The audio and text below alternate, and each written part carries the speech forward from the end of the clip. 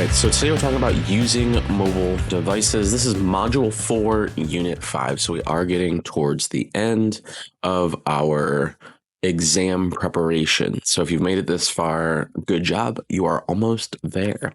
So our goal today is to identify the key features of different types of mobile operating systems. So Android and iOS are going to be our primary ones we're going to talk about. And the role as an IT technician, kind of what do you need to know about those things, right? So setting up things like email, how to move data back and forth. So those are some of the primary things you're going to ask to be, and you're going to be asked to do as an entry-level IT technician. Okay? So when it comes to using our mobile devices, a lot of you have kind of grown up with mobile devices, so this should be one of the easier parts of the exam. But when you're using your device, you're interacting with it with your hands, okay? So when you have your phone and you click on things, I'm going to put it in camera, but you click on things, that's how you interact. Now I was at Best Buy the other day, they do have keyboards now, so if you want to go to like a old school kind of BlackBerry feeling, you can do that. But most of the time it is going to be touch enabled. Okay. Also, when you touch that screen, you have what's called haptic feedback. So the screen actually rumbles to give you an idea of what you are doing. So, right here, I can long hold, and I felt a little like vibration back in my finger, and that is that feedback that it's giving us. So it's letting us know that, hey, I realize you're holding this then longer than just a second. So there's another action that can happen. Okay. Also, with our mobile devices, the screen orientation matters. So, as you move, it has an accelerometer in it. So it's able to change like what's actually on the screen. Okay. So that's the actual orientation. It's either going to be vertical or portrait, or if it's sideways, it's going to be horizontal or landscape. Another word for horizontal is landscape. Also, with a lot of the laws that are changing in the United States, having your phone or paying attention to your phone while driving is going to get you in trouble. Okay. So that's where things like Siri or your Google Assistant are going to help you, right? So it has that voice recognition for you to be able to ask it to do things like give me directions to XYZ, or what's the weather like today, things like that. When Siri first came out and the assistants first came out, they weren't very good, but over time they have gotten a lot better, especially now. They have the access to ChatGPT and other AI, other large language models, and they have gotten quite a bit better. So when it comes to using our devices in a more of a commercial environment, we have to have a couple safety things on there, right? Because when it comes to, larger companies and even smaller companies, you have access to certain data and your users have access to data. And if that data gets out there, then it causes big issues, right? We don't want to have data leaks. We don't want our users' information out there on the interwebs. So what we do is we set up things like MDM, or mobile device managers. And what that does is it allows us to basically set the parameters within their device to allow things like passcodes, to allow things like being able to remotely wipe the device. So that way, if it is lost, we can go and either find its GPS coordination or coordinates, or we can also just totally wipe that device out so none of that information gets out there. So if you want to, start looking at different tools and different things like that, just Google MDM or mobile device manager and see what options are out there. Be aware that you could potentially cause issues on your own phone. So make sure all your data is backed up before you experiment with those. But we can enforce kind of what our best practices are or what our policies are through our mobile device manager. So some of the best practices, obviously, always have a PIN, having a biometric lock. So that's like the facial recognition is also good. Having a lockout policy. So if the user enters their information wrong so many times, it'll not let them in.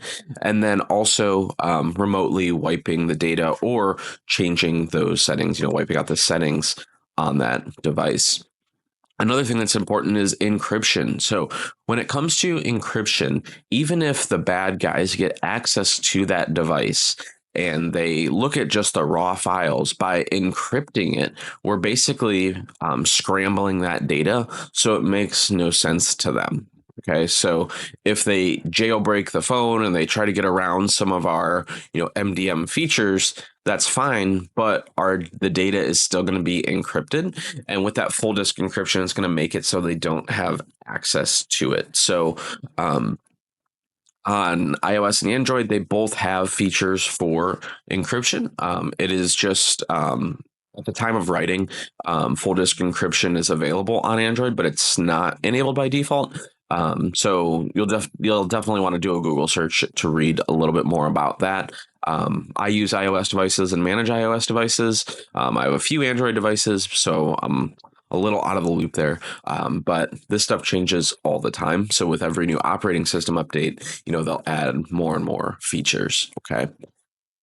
So when it comes to getting applications on your device, a lot of this has changed in the recent years with the EU changing kind of and cracking down, I guess, on Apple to allow them to what's called sideload apps. And what sideloading apps is when you have applications that don't come directly through the App Store. So Apple, the way they've been able to maintain a secure operating system and a ecosystem that's easy for users is to enforce that all applications come through the App Store, which have been vetted and they've gone through an approval process. Whereas Android devices, you can kind of just download those APKs from anywhere and just install them.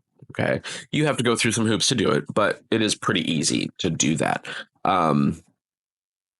Part of the argument is that Apple, takes their 30% for any paid transactions through applications. So, that's where, some people weren't happy about it or whatever. So in the EU and in other countries, they have now allowed you to install applications from other app stores. But here in the US, it is locked to through the iOS App Store. Okay. So part of the development process is having what's called a SDK or a software development kit.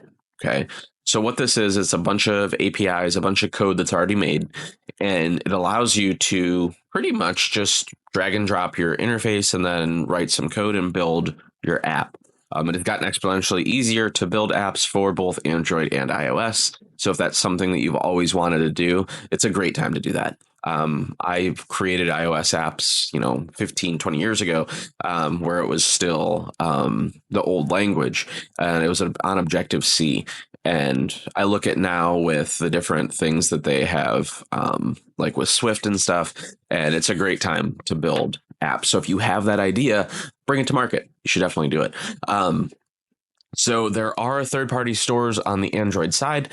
So there used to be like the Amazon marketplace for applications, but there are other ones as well. And then finally, the idea of a sandbox. So with a sandbox is applications are running in a totally separate area from the rest of the operating system. So if there is a data breach or there is a memory leak or some problem with that application, it doesn't affect the rest of the phone. So it'll just, it won't have access to any of that information, which is good from a safety point of view. So with our phones, we have a couple different radios that are in there. Obviously, the cellular radio, that's going to be what gives us access to the cellular network and dial our calls and all that. But we do have access to Wi-Fi as well and Bluetooth. There are Bluetooth radios in both Android and iOS mobile devices. So there are many connectivity options. With iOS, they also now have a kind of a direct satellite issue. So if there's an emergency, you can actually ping off of the satellites in order to make that emergency phone call. I haven't messed with it yet. Thank God I haven't had to, but that is an option as well. So when it comes to, again, our technician responsibilities, setting up email is probably one of the big things that you'll have to do. So depending on the email service that you use, excuse me. A lot of times that mail provider is going to have their own app. So like Gmail, Outlook, those kind of things, they're going to have their own application, and you'll just have to sign in with a username and password and you're good to go. Okay. Now, if you have your own, old school Exchange server, or you have your own email server, or the user just loves their mail client, whether that's the Apple Mail or the Android version, you might have to go in and do the manual setup of these things. So you'll go on the iOS, you'll go to Mail, Contacts, and Calendars, or just do a search. Honestly, for both Android and iOS, just search for Mail. And you'll have to put in both your incoming and your outgoing mail settings. Now, where do you find these settings? How do you know what ports to put in? You would just look at the setup configuration for that mail server, or do a Google search for, hey, what ports do I use for XYZ? And it'll bring those up for you. And there's most likely a guide that'll take you through how to do that. But I would say 80 to 90% of the time, you're just going to be using either the Office 365 app or the Google Gmail app. So again, it's users just gonna be like, I don't know how to do this, and you just have to be better at Googling than they are for most cases. Moving data over to devices. So a lot of times when you just plug the device in, it's going to come up and it's going to say, what do you want to do with this device? And you'll be able to move, information back and forth. That being said, how we use devices has changed a lot over the years. So now we're probably going to be more of a cloud first environment, meaning just open up a web browser, go Google Drive, Dropbox, whatever it is, and just upload your file. And then you can access that from your mobile device. Recently, I did start using an app that allowed me to basically airdrop from my phone to my Windows computer, which was great for movie clips. So there is still some use cases where, needing to quickly move files back and forth exists. And if that's the case, then again, just plugging the device in or finding a third party to do it are your best ways, right? So I don't remember what the name of that application is off the top of my head, but maybe I'll think about it by the end of this video. When it comes to backup, we want to make sure all of our information is backed up. So for me, all of my photos, they go through Google Photos and it automatically backs them up. Everything else that I have is pretty much on the cloud. So my contacts go to my Gmail. So as far as like an actual factual backup of my phone, I really don't have one, and I don't feel like I need one, right? The applications themselves don't really hold a lot of data anymore. All that information's on the cloud. So me personally, as a user, I don't use a lot of backup stuff. As long as my photos and my videos are backed up, that's really what I care about. But when it comes to a more enterprise environment, you might be in a place where your users do want you to back up these things. So you can use Apple Cloud or Google Cloud, respectively.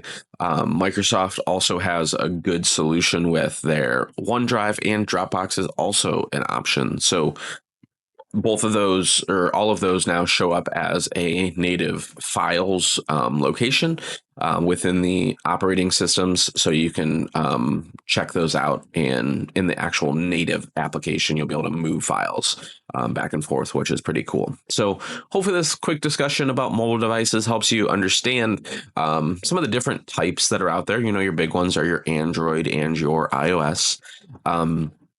And they are, Windows really isn't around anymore. So those are kind of our two big players. And just, conversations about mail and kind of the, what the, how our technician responsibilities are and what you will have to be responsible for. So if you have absolutely any questions, please feel free to reach out. I want to say we have about 5 more lessons, and then we are done with the ITF Plus. But as always, if you need absolutely anything, feel free to reach out in the comments or shoot me an email at tj@tjhouston.com.